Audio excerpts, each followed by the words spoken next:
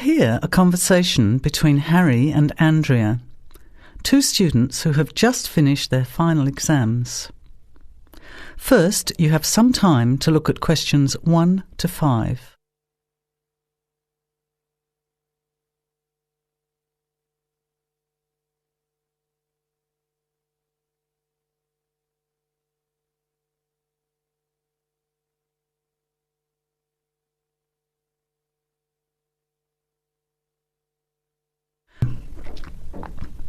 Listen carefully to the conversation and answer questions 1 to 5.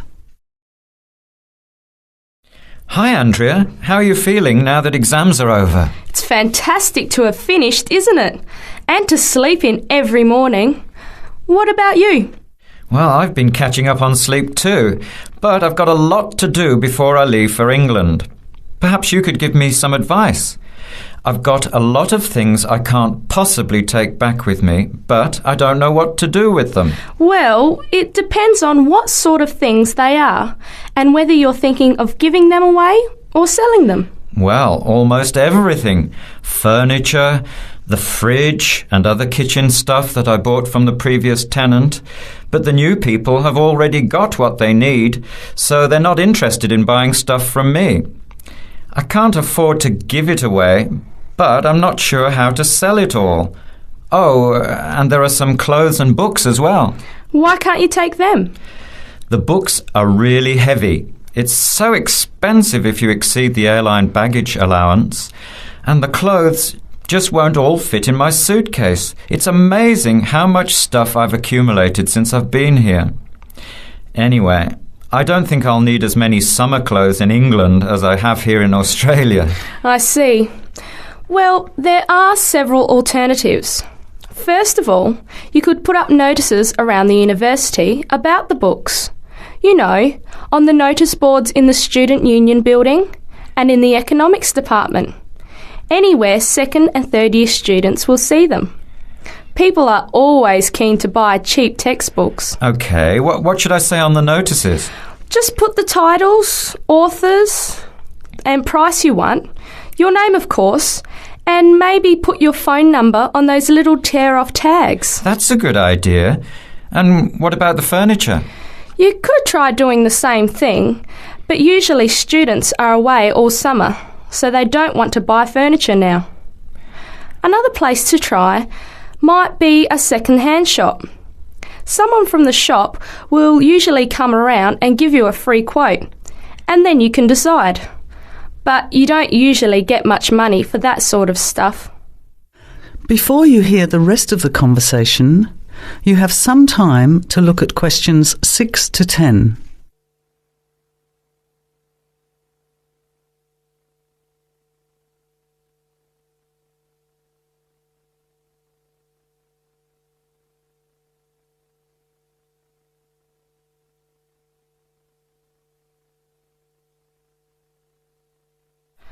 Another alternative is to put an advertisement in the Trading Post. Do you know that paper? It comes out every week advertising things people want to sell. You have to pay to put the advert in and then hope people phone. Give them as much information as possible, and if they're interested, invite them to come and have a look. The hard part is agreeing on a price. No, I haven't seen the Trading Post, but I should have a look at it. And I could advertise the fridge, the microwave and the furniture. But the kitchen stuff isn't really that good. You know, old cutlery, a few pots and pans and some plates and things. What shall I do with them? Well, another option is to donate the kitchen things to a charity shop. You know, like the Salvation Army or St. Vincent de Paul. Why don't you get a second-hand shop to give you a quote first? Yes, I could do that. Find out how much they'll give me and then decide whether to sell them or give them away. But I've still got the clothes. A charity shop will take them too, as long as they're in good condition. And even though you don't get any money, at least you know that someone who really deserves some help has benefited. That's a good point. I'll advertise the expensive stuff, the furniture, and donate the clothes and kitchen stuff. Let's go and buy a trading post and you can help me write the advert. Well, actually, I'm interested in buying the fridge and the microwave, depending on the price, of course. OK, let's see how good you are at bargaining. That is the end of part 1. You now have half a minute to check your answers.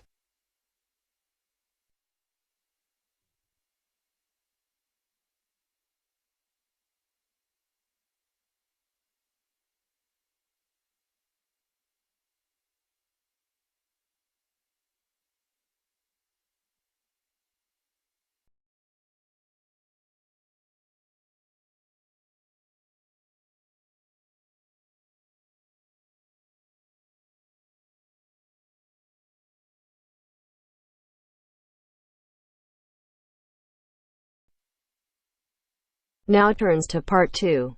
Part 2. You will hear 2 students and their tutor discussing a survey project. First, you have some time to look at questions 11 to 16.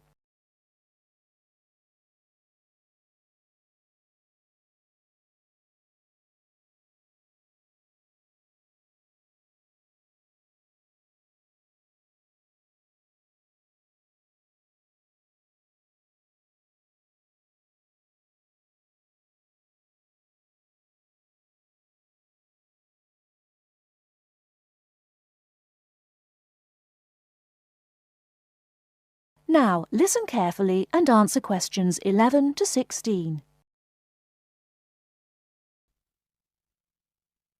So, what's the survey about, Tom? It's about where students want to live and how they choose. Basically, their accommodation preferences. We've actually tried it out with a few students already. OK, that sounds fine. So, to start with, how many questions have you got? 20? Is that too many? Yes, it is, really. People get fed up answering lots of questions and they stop thinking about their answers. Right, so we need to think about that again. What do you think of the first 3 questions? You want to know what affects students' choice of accommodation when they go to university? Yes, we want to find out which has the most effect. The cost, the number of rooms in the house or flat, or the distance from campus. And then we asked another question. Oh, yes? What else did you want to find out? Well, we wondered whether public transport was important. You know, not many students have cars, so it might be quite important for them to be near somewhere where they could catch a bus or train. Yeah, that's a good question. Before you ask any more people, I've got a couple of suggestions for improving the questionnaire. First of all, I think you need to ask fewer questions. As I said, 20 is really too many. I'd cut it down to 10 if I were you. Okay, 10 questions only. And is there anything else you think we should do? Well, yes. Some of the questions are actually quite complicated. I think you should make them clearer. I think they should be easier to understand. And what do you think about asking more questions about cost?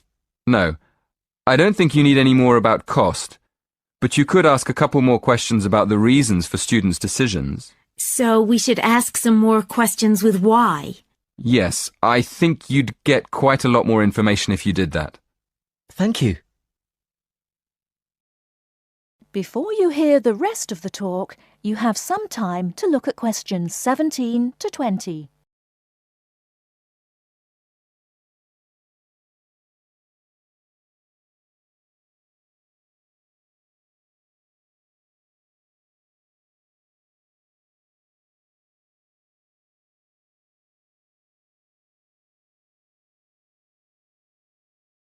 Now listen and answer questions 17 to 20.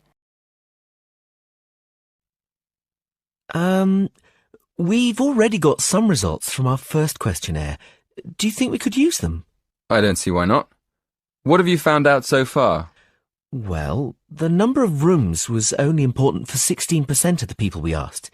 It looks like a lot of students are quite happy to share a room, and even fewer people were concerned about being near a bus stop. Only 10%, in fact. I'm surprised about that. But what about the distance from the university? Well, that was quite important. Around 20% of the students we asked wanted to be close to campus. That makes sense. And what about the cost? Yeah, as we expected, the cost was by far the most important factor. More than half the students were concerned with the cost, 54% to be exact. Only 54%? I thought it would be closer to 80%. That is the end of part 2. You now have half a minute to check your answers.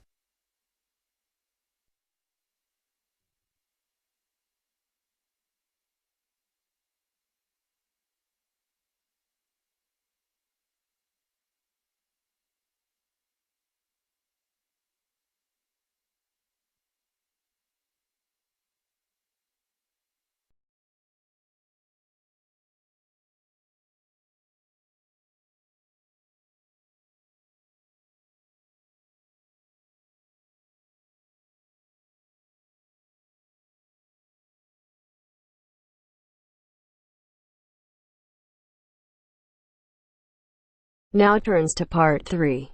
Part 3. First, you have some time to look at questions 21 to 26.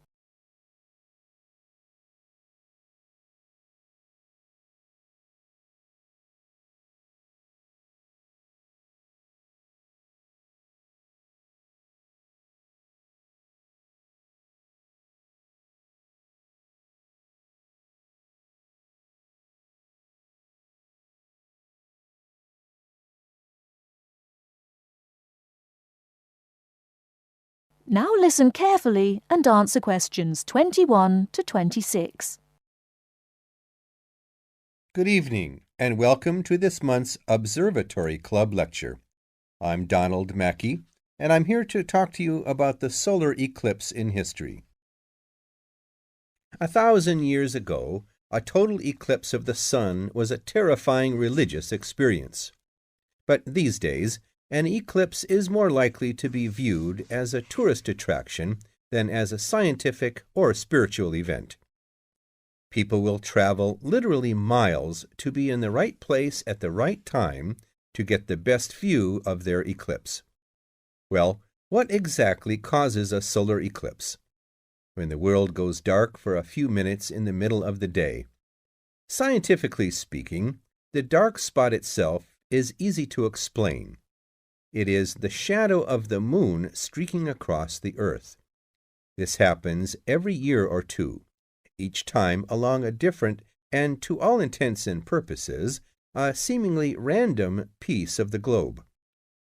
In the past, people often interpreted an eclipse as a danger signal heralding disaster, and in fact, the Chinese were so disturbed by these events that they included among their gods one whose job was to prevent eclipses. But whether or not you are superstitious or take a purely scientific view, our earthly eclipses are special in 3 ways. Firstly, there can be no doubt that they are very beautiful. It's as if a deep blue curtain had fallen over the daytime sky as the sun becomes a black void surrounded by the glow of its outer atmosphere. But beyond this, total eclipses possess a second, more compelling beauty in the eyes of us scientists, for they offer a unique opportunity for research. Only during an eclipse can we study the corona and other dim things that are normally lost in the sun's glare. And thirdly, they are rare. Even though an eclipse of the sun occurs somewhere on Earth every year or two, if you sit in your garden and wait, it will take 375 years on average for one to come to you.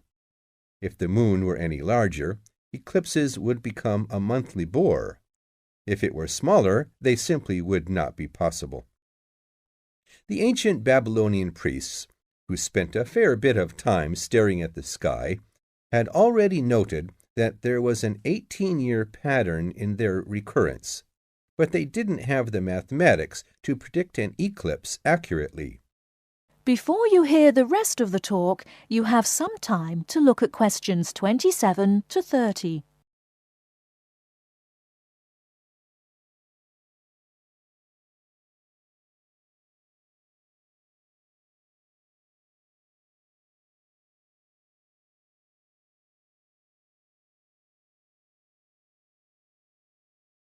Now listen and answer questions 27 to 30.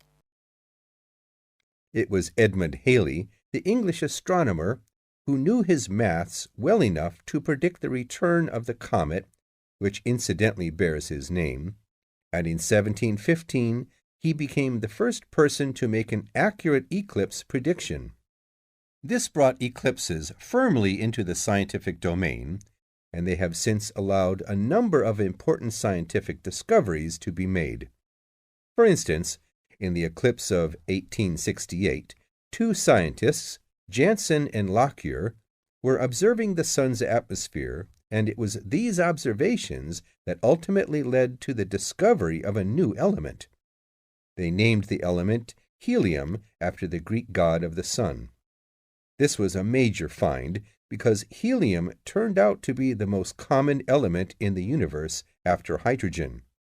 Another great triumph involved mercury. I'll just put that up on the board for you now. See, there's Mercury, the planet closest to the sun. Then there's Venus, Earth, etc. For centuries, scientists had been unable to understand why Mercury appeared to rotate faster than it should. Some astronomers suggested that there might be an undiscovered planet causing this unusual orbit, and even gave it the name Vulcan. During the eclipse of 1878, an American astronomer, James Watson, thought he had spotted this so-called lost planet. But alas for him, he was later obliged to admit that he had been wrong about Vulcan and withdrew his claim. Then Albert Einstein came on the scene. Einstein suggested that rather than being wrong about the number of planets, astronomers were actually wrong about gravity. Einstein's theory of relativity, for which he is so famous, disagreed with Newton's law of gravity in just the right way to explain Mercury's odd orbit. He also realized that a definitive test would be possible during the total eclipse of 1919, and this is indeed when his theory was finally proved correct. So there you have several examples of how eclipses have helped to increase our understanding of the universe. And now let's move on to social.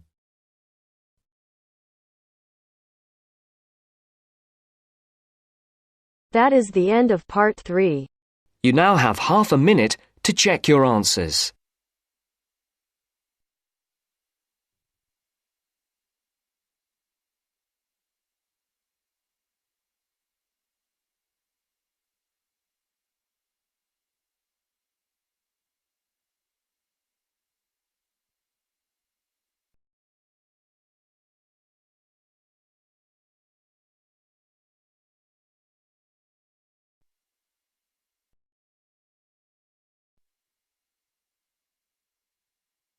Now turns to part 4. Part 4. You will hear an introduction about an eco-friendly building called the Gherkin. First, you have some time to look at questions 31 to 40.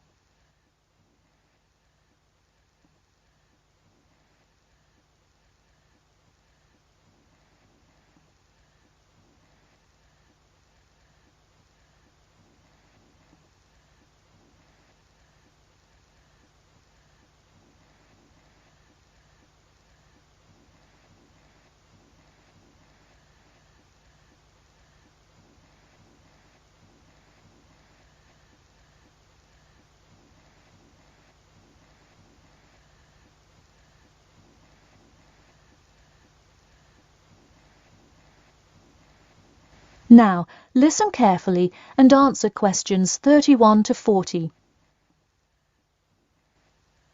Today, I'd like to tell you about how UK architects are playing their part to address the issue of global warming. You have seen many of these iconic buildings while going about your everyday life, but you may not know how they are affecting your tomorrow. In 2003, construction was completed on the famous Swiss rebuilding, or more informally called the Gherkin, a true masterpiece commissioned by the law offices of Foster and Partners. This is not the first ambitious endeavour of the firm. They are renowned for their various philanthropic environmental efforts. The Gherkin, with its cut-and-edge green initiative and sharp design, is gaining recognition as an icon in modern architecture. You can pick it out of the London skyline by its unorthodox cigar shape. While its appearance is the obvious attribute at which to marvel, there is far more to this building than meets the eye. And let's face it, there's a lot about this building that meets the eye. The building helps reduce the city's carbon footprint in a number of ways. Just a quick note, in case you're not familiar with the term carbon footprint, get used to it. It's a buzzword you'll hear relentlessly to talk about reducing emissions. Think of it as the amount of harmful greenhouse gases that are given off into the environment by a single person, organization, or product. So going back to the Gherkin building, perhaps the most obvious as well as the most significant eco-friendly feature is the glass windows, which allow light to pass through the building, both reducing heating costs and brightening up the workspace. The ingenuity behind the various eco-friendly aspects of the Gherkin has seen its fair share of publicity both from serious and silly sources. In a recent April Fool's Day edition, one e-publication printed a story detailing plans to replace 50% of the current exterior with grass, which would not only make large steps in the name of sustainability, but also give the building the green hue that would truly earn it the nickname of the Gherkin. The only drawback is, as you may have guessed, that this story was an April Fool's Day joke and completely made up.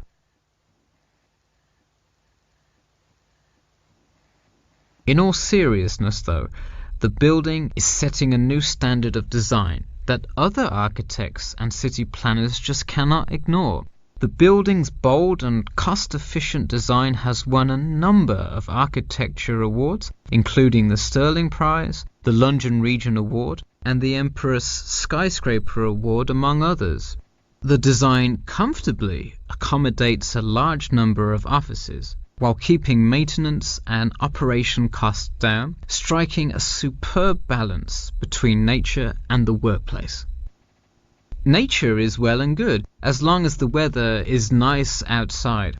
Given London's notoriously bad weather, the architects knew they must devise a quality temperature regulation system, and that they did. A special system designed to reduce the building's reliance on air conditioning was devised that cuts consumption in half compared to standard office buildings. There are atria that link each floor vertically to one another, forming spiraling spaces up the entire building. They serve not just as social common spaces, but also act as the building's lungs, distributing clean air from the opening panels in the facade through the entire building. The building isn't all business though. It has its fair share of fun as well. At the very top, a club room offers a picturesque entertainment spot for company functions, private parties, etc., with a breathtaking panoramic view of the city. The creation of such an innovative structure has many wondering what the future of urban planning and architecture may be. Well, if the other projects currently commissioned by Foster & Partners are any indication, the entire city constructed with similarly eco-friendly buildings is not far in the distance. The Masdar City development aims to create a desert city that produces zero waste and removes as much carbon dioxide from the atmosphere as it puts in, a huge feat in protecting our Earth. The Gherkin is a truly impressive feat, yet it is not the only one worth noting. Now to move on to another green initiative, I'll tell you about the Eden Foundation building found in Cornwall. That is the end of part 4. You now have half a minute to check your answers.